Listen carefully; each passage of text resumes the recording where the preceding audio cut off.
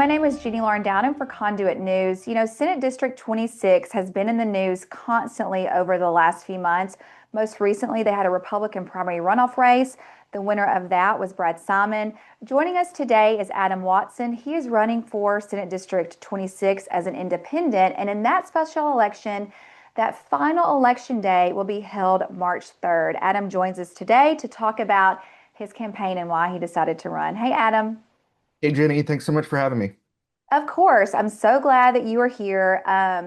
In my mind, I thought, okay, we're going to get past that Republican primary race, which I think was such an interesting one to watch. And then I wanted to have you on to talk about your campaign because, as I mentioned, the Republican that won that race would face you, and we don't have a lot of independents running in Arkansas. So I'm really glad that you joined us. For our viewers who aren't familiar with you, first just tell us a little bit about yourself. Yeah, sure. Like you said, my name's Adam Watson, independent running for Senate District 26.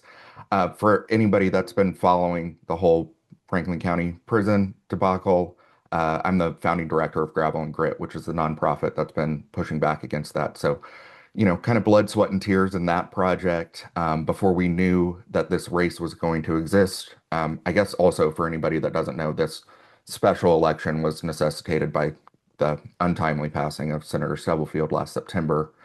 Um, and I kind of worked hand in hand with Senator Stubblefield and Senator King and all of the kind of opponents of this overreaching project and Mhm.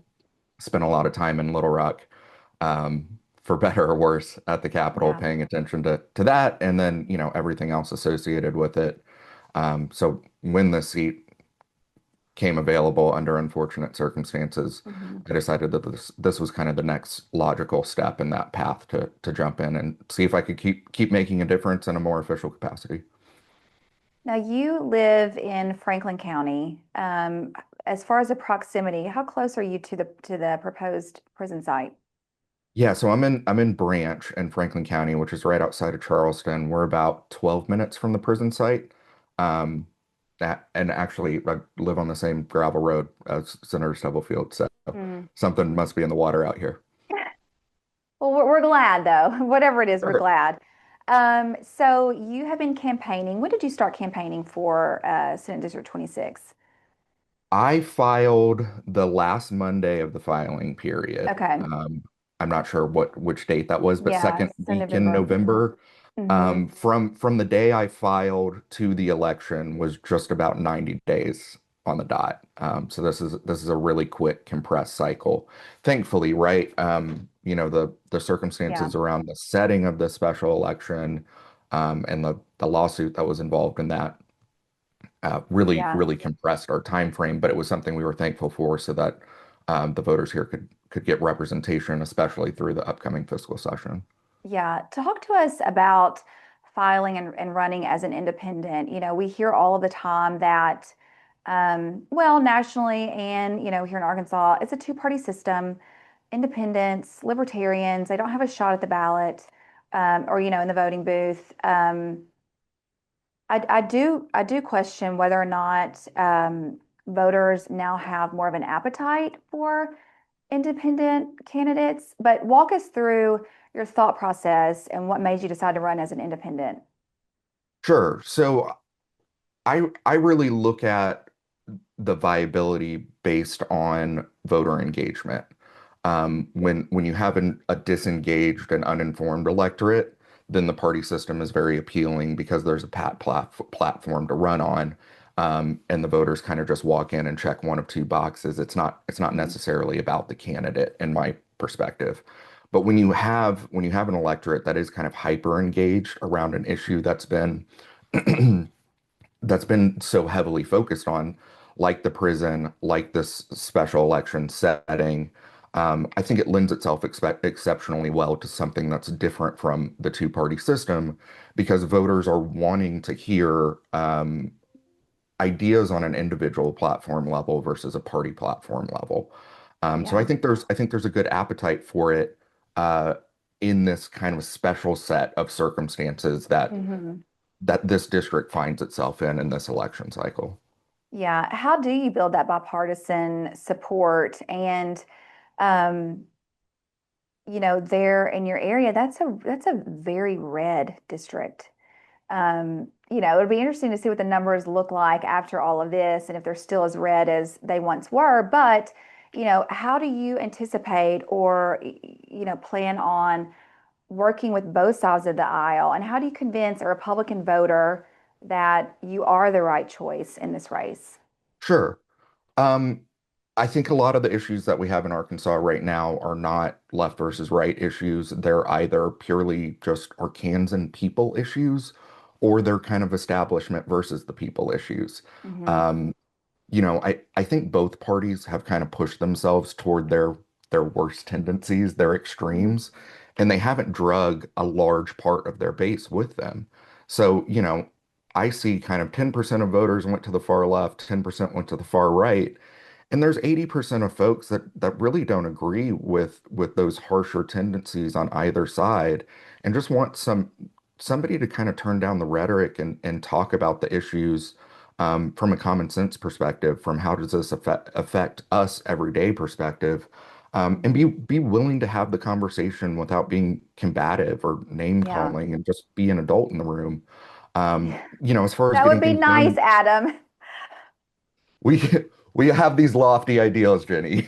I know. Um, as far as getting things done in Little Rock, I think I've shown that I can do that. Hmm. Being in a heavily conservative district, I think, Democrats get a lot of hate out here, but what I try to remind people is that if the prison is something that you care about, you've got to understand that without the Democrats in the Senate, they'd be building that right now. Hmm. So, I've got a history of being able to build those relationships. I kind of like to say between the aisle instead of across the aisle. Okay. Um, Yeah. and I think anybody that's been paying attention to our legislative sessions over the last couple of years knows that there's three or maybe four parties down there. It's not Yeah. it's not the red and blue or black and It's white binary. split. Yeah. Yeah. So I think there's room for coalition building for people for politicians that want to do good work for the people of Arkansas. And what I say is I do not care what letter you put behind your name. If you want to do good work for the people, I want to work with you and figure out good policy. Yeah. I think that's really interesting about the letter by the name because, as we know, because Arkansas historically over the past decade or so has been so red, and Mhm. with our, super majority Republican legislature, um, people, I mean, a Democrat will switch over. We've had candidates till conduit. Yeah, I'm actually a Democrat, but I'm running as a Republican because that's the only way that I can win. And then Yeah, people are shocked when they see the voting record and then they keep him in office. All that to say, the letter by your name, sure, it can be somewhat of an indicator at times. I don't think it means as much as what it used to, just because in Arkansas, and I could be way off, but there are a lot of things that this Republican supermajority is doing that conservatives don't agree with, bloated government, spending, taxes, corporate welfare districts on the ballot in November. So I don't know, I think for voters who don't follow things, they'll just go and blindly write the R, vote for the R. sure. But there may be a shift. I don't know. Well, I think to one degree it's an integrity thing, right? I mean, Hmm. I look at the Republican Party in Arkansas and I see a party of big government and overreach and overspending and things that I don't want to go down there and participate in. So listen, I had Democrats asked me to run. I had Republicans ask me to run. I told both of them no because it didn't fit what I do. It didn't fit my mindset. It didn't fit, anything that I wanted to take a pledge to sign up to stand behind. Um, and what I tell voters here is that in large part, whether you want to hear it or not, Republicanism and conservatism in Arkansas aren't the same thing right now. Hmm. I think supermajorities are dangerous regardless of what side of the aisle you're on, because they have a tendency to try and close the door behind them. Hmm. Kind of just like businesses and capitalism, the best ideas come out of competition and conflict, Hmm. and that can be healthy and respectful. But it's the same way with politics. Good policy comes out of that competition of ideas. And if you just have a, long-standing one-party supermajority, I don't think that the debates and the decision making and the critical thinking is going into our policy making. And we kind of see where that gets us. And I think, Yeah. the prison is kind of emblematic of a lot of that. Yeah, I think a lot of people would agree with you. You mentioned being a co-founder of Gravel and Grid, and you guys really became activated after everything that came along with the proposed prison there in Franklin County. And I know that, you and I talked a lot, and that you're down in Little Rock. The presentation that you gave, um, oh, what committee was it? Joint performance Yeah, review. JPR. Yeah, was just, eye-opening in a lot of ways. Being so involved, doing the research that you did, and working in that space, having not really been in that space before, and seeing the underbelly of everything, like what did you learn? What were your takeaways? What were you like, what, this works really well, or this absolutely needs to be changed and improved? What were your takeaways? And that's something that you and I have discussed offline quite a bit, right? Yeah. I tell people in the campaign that I'm not coming into this with a huge legislative agenda. Number one, because it's a special election, which is just to finish Hmm. out a term. So, should I win this seat, I will only have one general assembly to participate in.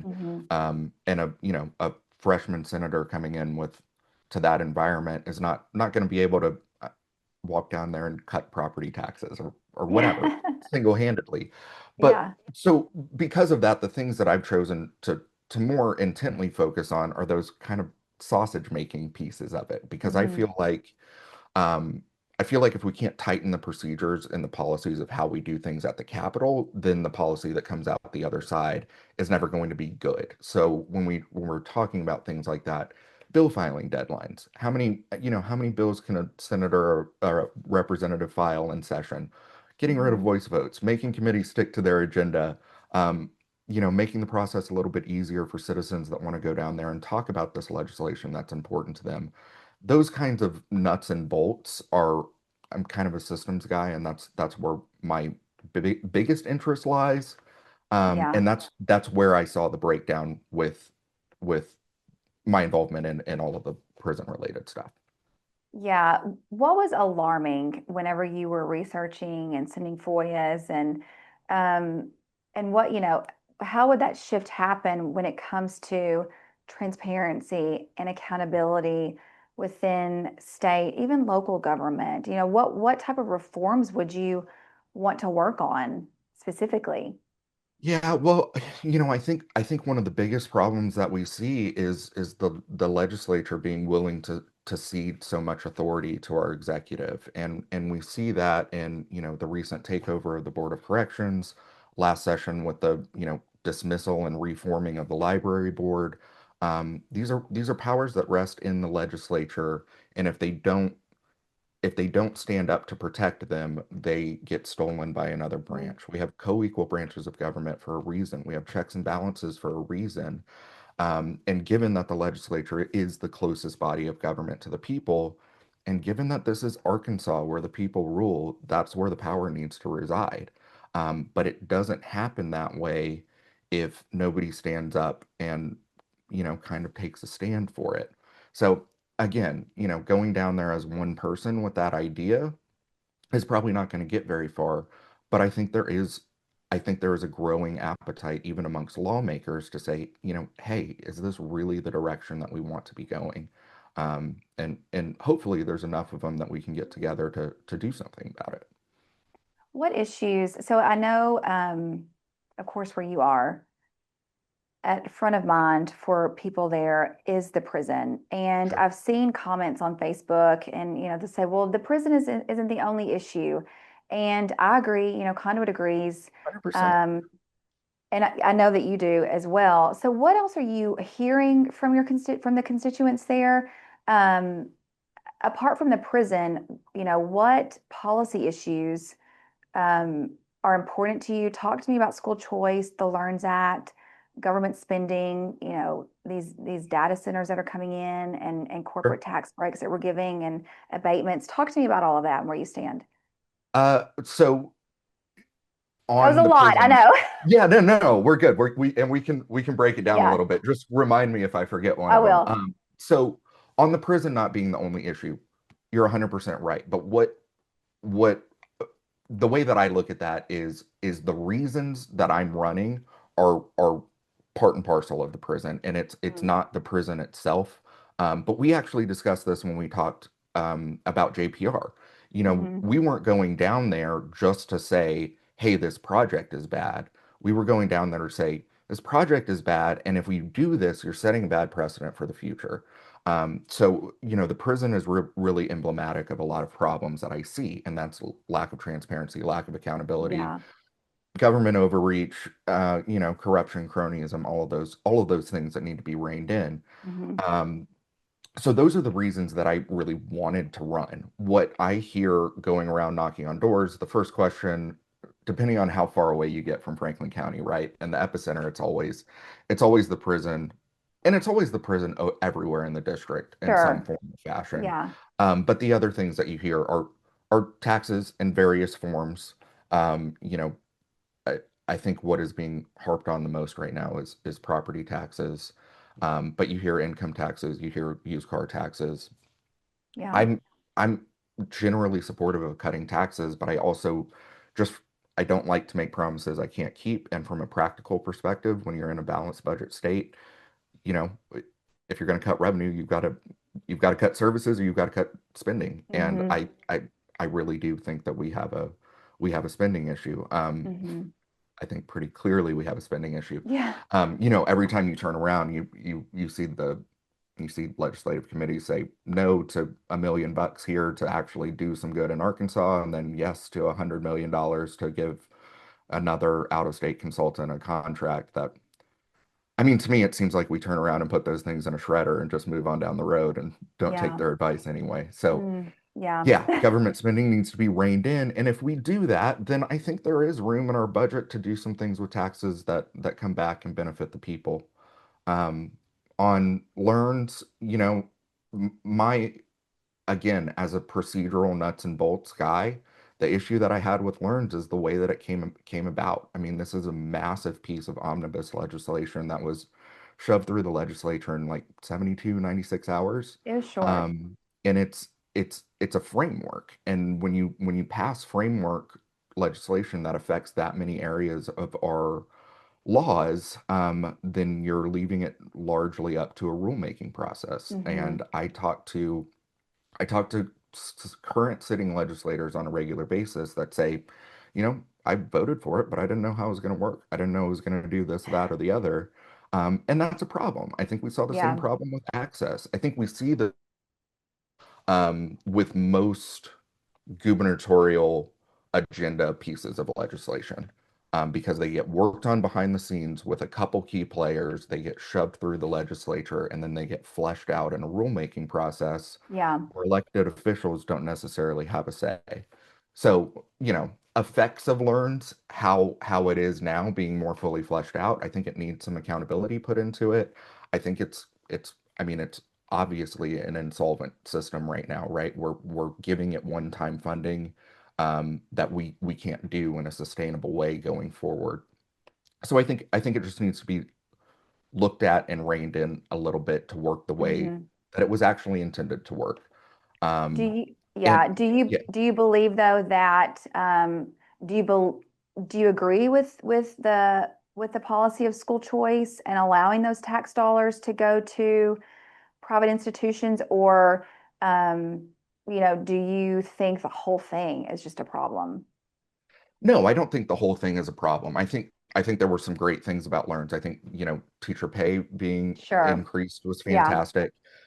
Funding of that is tough, especially when you're just telling, you know, we're a pretty small district, rural district, and we are telling those folks, hey, you've got to figure out how to budget for this. That's tough. Hmm. Our dismissal act, I'd like to see reinstituted. I think that's causing a lot of heartburn for a lot of people.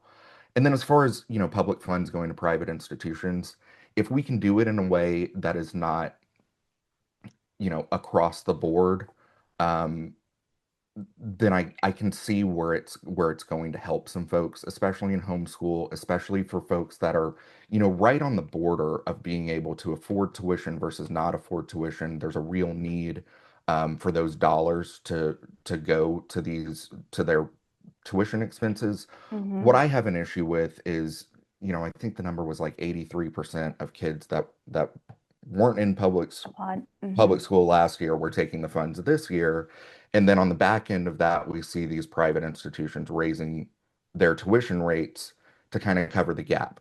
So I don't want to get into a situation where our tax dollars are just subsidizing the private schools themselves. If we're going to be Yeah. giving students this money, I want it to be helping the students and going to the students that need it. Yeah. Switching gears a little bit, during the most recent legislative session, we at Conduit basically said economic development ruled the day down there at the Capitol. There were a lot of bills that dealt with economic development. We're seeing communities push back on whether it's, these data centers or tax breaks for corporations that are coming in. The Generating Jobs Act, great concern now, which was brought up on the floor of energy bills going up, the costs going up because of this. And I'm sure you're watching this, in Madison and Washington and Benton County, um, a bill was passed, Senate Bill 361. I think I may have that wrong.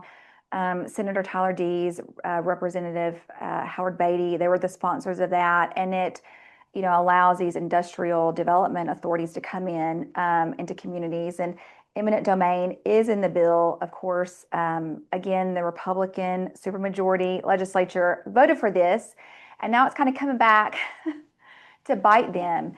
How do you view all of this? All of the different economic development bills, the Arkansas Economic Development Commission, um, picking winners and losers in communities.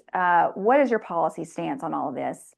And then also, too, like you're in a very rural area, and should the IDA issue come there, there's a lot of rural land.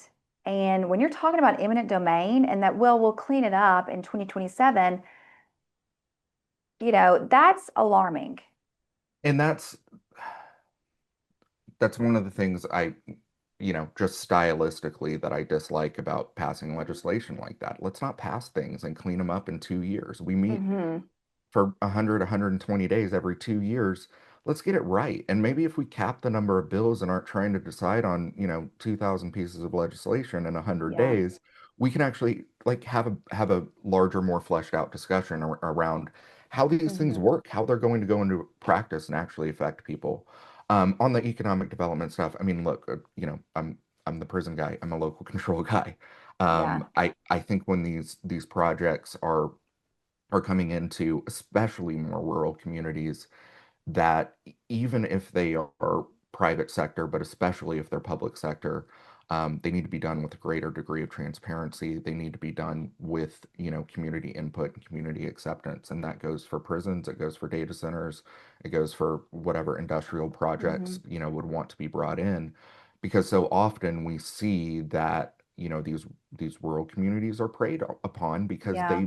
they they kind of work on handshake deals and people doing what they say they're going to do and just being good neighbors. Yeah. And that gets taken advantage of. And then communities like mine bear the brunt of it going forward. Hmm. Um, you know, to your point, not only bear the brunt of it, but to some extent subsidize it. So I think Hmm. we've got to be very, very careful about what we choose to prop up and, where we choose to get out of the way and let the free market do what the free market does. Another issue that took up a lot of space in the news was all of those ballot initiative bills, election integrity. There was a cluster of them, and Conduit has said, you know, pull out one, and that may be fine on its own, but when you bring them all together, it's a problem in Arkansas. Were you following those? What were your thoughts? The majority of them passed. Um, do you believe elections are safe? What are your thoughts on that? Yeah, I think those were of election integrity. I don't believe that those were about election integrity. I believe they were about what we were talking about earlier, a supermajority trying to close the door behind itself and largely being afraid of what the people actually want. Hmm. There's to me, that's the only reason that you tamper with direct democracy. Arkansas is it was a bastion of government transparency and direct democracy. It's the only state in the South that enjoys that privilege. It's one of 14 states across the U.S. that enjoys that privilege. Um, and now with the recent Supreme Court decision, that's at further threat from the next General Assembly. So yes, I followed those bills closely. I think it was actually the first thing that I started writing out Hmm. about in Little Rock that was not directly prison related, just because I saw it as kind of such an existential threat to just the tradition and history of Arkansas politics. Yeah. This is a pretty pragmatic, the people have the power place, and I think that's a direct threat to it. And I really hope there's some things that we can do, but to a large extent, it either requires the people doing something immediately before the next session starts, Hmm. or it's going to require the legislature taking power away from itself, which I'm more than happy for it to do, That never but happens. I don't. Yeah, exactly. Exactly. So I think that's hugely problematic. Yeah, it was interesting to talk to people about those bills. We would have Republicans tell us, legislators or, other people say, well, if, we don't do this, they're going to get abortion or, marijuana on the ballot, and we can't have that.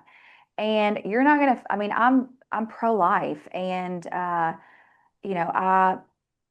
it was difficult for me to hear conservatives say that because it's moving the goalpost. It's not being principled, and you can't change the rules just because you're in office. It's kind of like the issue of free speech, like what we're seeing, what's being, deemed hate speech and that sort of thing. And it's like you can't change the rules because you're in power and you don't like what's going on. Like you're not always going to be in power, and you're not going to want these things imposed on you. And so that was my difficulty with a lot of things that went on in Little Rock and with that cluster of bills. And even Representative Jeremy Wooldridge, whenever I had him on, he said that. He said, principles don't change just because, you're worried about the outcome or what the other side, they remain consistent. And I appreciate that he said that. We talked about at the very beginning, you are running in this special general March 3rd against Brad Simon. He was the winner of the Republican primary race. Um, when people ask you, well, how do you differentiate yourself between Simon? What do you tell them? I tell them that they have a choice between a Republican and an independent. And I hate to boil it down to party or non-party, essentially. But if you're unhappy with the way the state government is being run, I think folks need to realize that we've had a one-party supermajority for the last decade plus, and if they want things to change, I'm giving them an option for, a common sense way forward that is not, the National Democratic platform. It's not the National Republican platform. It's more of an Arkansas platform. If you care about your neighbors, you care about, really rolling up your sleeves and doing the hard work, and voting for somebody with a track record of serving their community when there was really nothing to gain. There was only a lot to lose and a lot of hard Mhm. work to do. I was willing to do that and step up, and I'm willing to keep doing it if the community trusts me to do that. I've seen this on Facebook. I know you have too. In fact, I think that you've addressed it on your campaign Facebook page. Um, Adam Watson is a Democrat. Look at his voting Sure. record. He's a Democrat. Um, I've read what you wrote about this, but tell our viewers, how do you respond when someone accuses you or, goes to voters or, trolls Facebook, post where Senate District 26 is mentioned anywhere and Sure. and says that? I mean, look, I've like we talked about, I've got a strong history of working on both sides of the aisle. For anybody that doesn't know, we didn't really cover this, but I moved up here from Houston, Texas, in 2022, and the area of Houston that I lived is largely the opposite of the district that I live in now. And I Hmm. mean that from a voting perspective. A lot of times, even if you're a Democrat in Senate District 26, you may vote in a Republican primary not to have a nefarious influence, but to have a voice in who's going to Yeah. represent you, because there's not a Democratic candidate on the ballot. It was the same way in reverse in Houston, and my voting record reflects that. There's times I voted Republican, there's times I voted Democratic, there's times I was totally disillusioned with the choices and I skipped it altogether because I was fed up Hmm. with the system, like a lot of people are. Yeah. So the post that you're referencing, I pulled up to make sure I'm referencing it the right way, but it's a Yeah. political compass test, right? And I think most conduit viewers will be familiar with it's not just a left or right, it's authoritarian, libertarian on the north-south axis. And I think it was 50 policy questions, and it pegs me 2 clicks to the right and four clicks toward liberty out of 10. Yeah. I think that's if you sit down and have a conversation with me, I think you'll agree with that. Yeah. It's interesting to me, and I've told you this, and I know I've told other people this story, but briefly, in Washington County, when we had new members joining the Washington County Republican Committee, they were joining in mass. And so the former chair decided to pull up all the voting records of these potential members for the day of voting. And one of those members was my mom. And my mom is so conservative. I mean, she's so conservative. And I'm from the Delta, from Ashley County. Like I was telling you, we may not even have, back then, maybe not even have Republicans on the ballot. My granddad was a Democrat legislator for 30 years. Um, but also, my mom listened to Rush Limbaugh.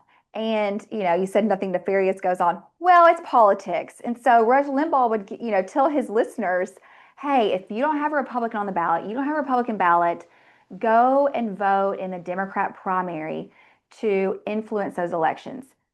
My mom did that. A lot of people did that back then.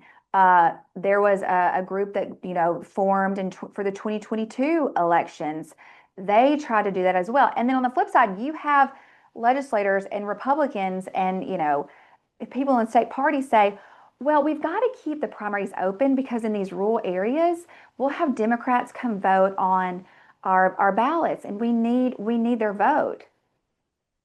I'm like, okay, but yet you're complaining about someone having a voter, a record like this. It doesn't, Sure, sure. you, Well, it's just and funny to listen, me. this may also lend a little bit of credibility to my conservatism, but I had I had Senator Stubblefield's proxy for the Republican State Committee meeting Uh-huh. last summer. Um, and that was the meeting where the party partially closed the primaries, which I Hmm. was happy to vote for on his behalf. Yeah. But one of the arguments against it, one of the arguments against doing so was, hey, we all used to be Democrats. Are we throwing ourselves out of our own, ability to vote? Because we were this, it was you go back 20 years and everybody in Arkansas was Democrat. So Uh-huh.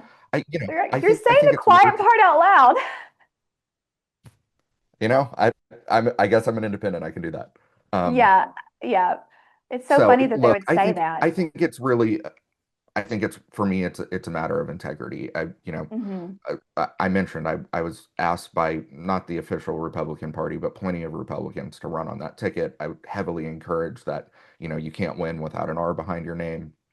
Um, and I was, heavily asked by the Democratic side to run on their team too. And number one, I think that speaks to the nonprofit work that I've done in keeping it nonpartisan, and keeping it about facts and data and Hmm. just telling the story without spin and doing what's right. And just integrity wise, I had to say no to both of those offers and do it this way. Yeah. Well, when the county chair called my mom a hard Democrat, I took a picture of the spreadsheet and then all of it happening, and I put it in our 20-person family group text, and we still get a lot of laughs out of You're it. never gonna So, let her live it down. no, it's so funny. One other question that I want to ask you about the prison. So, your opponent, March 3rd, Brad Simon, he has said multiple times that he's against the proposed prison site. You, of course, from day one have been against it. So, how do you differentiate yourself regarding policy when it comes to the Franklin County Prison? Sure. So and not to put words in my opponent's mouth, and he's welcome to refute this if I frame it inaccurately. But I think his position is that we absolutely need 3,000 beds. We might need more than that. This is just the wrong location for it. The perspective that I'm coming from is I think this is a unique legislative challenge, right? Because so often when legislators want to try to get things done, the first step is saying, well, how much does it cost and how are we going to find the money to spend on it? With the Franklin County Prison, I think we've all kind of said we need $1 billion investment in our carceral system. And my question is, what's the best way to spend that? So, Hmm.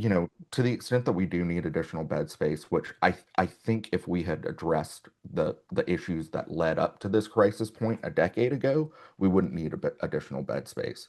Given where we're at right now, I think the most palatable political solution is going to be additional bed space in some form or fashion, but certainly not 3,000 beds, certainly not a mega prison, certainly not spending $1 billion just on cells. So, Yeah, if we go back to ideas like the 500 bed expansion at Calico Rock that was $125 million, well, that only takes a little chunk out of our $1 billion that we're going to spend. yeah, Um, and if we continue to invest that getting at the root of the problem that's causing overcrowding, then we don't continuously have to try and build ourselves out of an overcrowding problem, which, if you look around the country, nobody has ever done successfully. You cannot just build beds if you're not stopping the incoming stream because you will never have enough beds. You'll always fill them up. So I say that building yeah, building a prison is a band-aid solution. We need to actually the cause of the problem.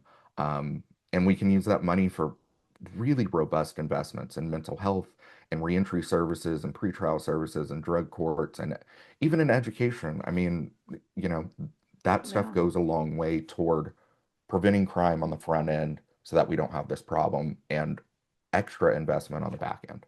Yeah. We've invited Brad Simon to come on for an interview. He's always more than welcome to join us, and he can explain his policy Sure. positions with our audience if he would like. But it's been kind of quiet regarding the Franklin County Prison.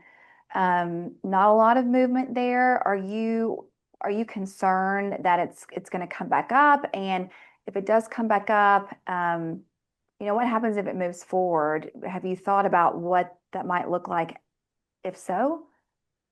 Yeah, uh, on the progress and where it stands now, from what I see, I think the project's kind of at a stalemate, right? The next step is Hmm. securing legislative approval for a $57 million design contract. I don't think the votes are there because the answers to legislators' questions aren't there. Hmm. And so you have, ADC and our consultant saying, we can give you answers when we get a design contract, and legislators saying we're not giving you $57 million until you give us answers. And that's a clash, right? So, Yeah, we ALC review would be the next subcommittee that sees this, and it hasn't been brought up for a vote in the last 8 months. So you're right, it's yeah. been very quiet. My concern with where it's going right now is given the recent actions and kind of I would call a takeover of the formerly independent Board of Corrections. Um, if there's a solution for this that doesn't involve the state spending money, then can the legislature be bypassed altogether? We've Mm, seen private prison companies invest heavily in Governor Sanders' campaign. And the concern is that, there's a scenario where they could offer design, build, operate services and technically generate revenue for the state. And if we're not spending money, then do we need the legislature sign off? So that bypass yeah, is a concern. Um, and then, where we are and what do we do through fiscal session? What happens if it passes or doesn't pass then? And then, to your point about what if, come worst case scenario, it does go forward in its current iteration. I think I think there's a balance that both the House representative and the Senate representative from this district is going to have to strike of at some point we cross the threshold of no return, and at that point um you know you have to stop fighting something that's coming no matter what and figure out how to make the most of it for your district. mm, I'm one of those yeah, people that doesn't necessarily agree with razor wire being economic development necessarily. Hmm. I think it typically brings more harm than good. But I think that there's things that you can do if you're anticipating that coming to make the most of the situation and to prepare the area as best you can for what's Yeah. coming. Yeah. You've been so generous with your time, so I appreciate you coming on Conduit. Early voting begins, I guess, in that election too. Is it February 17th? Yeah, so it's going to mirror the statewide primaries Yeah. exactly. Okay. So get out to vote. So, yeah, Uh, early voting February 17th. And then if people want to find you online or get in contact with you, what should they do? Yeah, watsonforarkansas.com has all of my info on there. I'm on Facebook, Twitter, Instagram. If you have it, I have it. You can find me. My cell phone number's out there. My personal email's out there. Having conversations is super important to me. So reach out. I'm happy to talk to anyone anytime. Thank you so much for coming on. I look forward to talking to you soon. Thanks, Jenny. I appreciate your time.